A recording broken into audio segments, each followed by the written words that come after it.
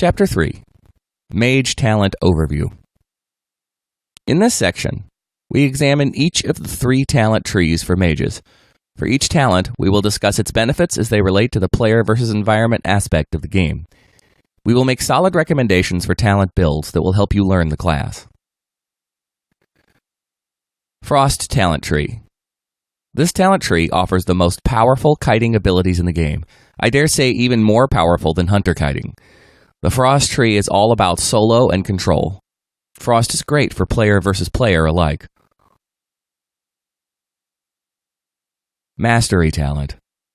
Frost Burn is the Frost Mastery Talent. Frost Burn incentivizes using Ice Lance and Deep Freeze when the Fingers of Frost buff procs. Shatter. The first Frost talent to spend points on is the Shatter talent. This talent provides your critical strikes. Every time you increase your critical strike rating by 1%, all of your Ice Lance and Deep Freeze critical strike chances increase by 3% when the Fingers of Frost buff procs. This talent only shines once you have a base critical strike chance of 16 to 17%, which guarantees critical strikes roughly 50% of the time. When leveling, you will rarely have a critical strike rating this high, unfortunately. Nevertheless, always spend points on Shatter. Piercing Ice. Piercing Ice is another invaluable Frost talent. Critical strikes benefit all classes, all specs. As we mentioned in the Shatter section above, an increase in critical strike rating of 1% results in a 3% increase against frozen targets, which is the majority of your critical strikes come from as Frost. Always spend 3 talent points on Piercing Ice. Early Frost. Early Frost is an unusual and moderately useful talent. Every 15 seconds, your Frost Bolt will be short. If you do the math, this is probably equivalent to a haste buff. More haste equals more damage per second. Ice Flows. Ice Flows is another awesome Frost talent. This talent is invaluable for kiting because you will constantly be using Cone of Cold and Frost Nova. We discuss Frost kiting in a later chapter in more detail. Improved Cone of Cold. Improved Cone of Cold has advantages and disadvantages.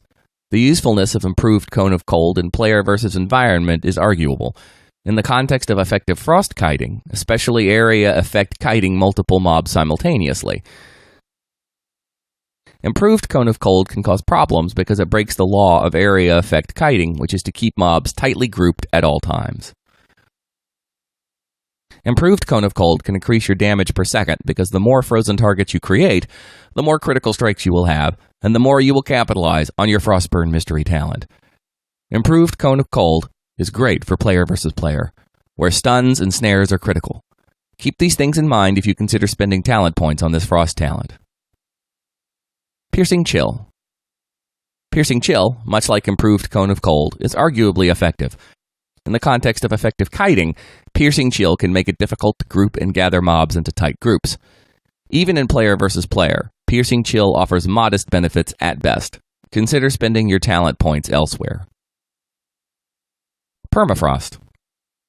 Permafrost is arguably the most useful Frost talent for kiting. Every Frost mage should spend 3 talent points in Permafrost because kiting pretty much defines the Frost spec. Blizzard recently buffed Permafrost to heal your water elemental every time you do damage with any spell. This makes your water elemental somewhat useful as a tank.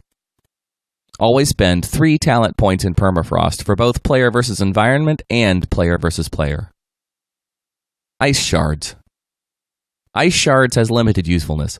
As of this writing, the Blizzard spell has been nerfed so much it is virtually worthless. You can achieve greater damage per second with Cone of Cold if you time your casts intelligently. Ice Shards increases the range of your Ice Lance by a negligible 5 yards. Until Blizzard buffs this talent, avoid spending points on this Frost talent.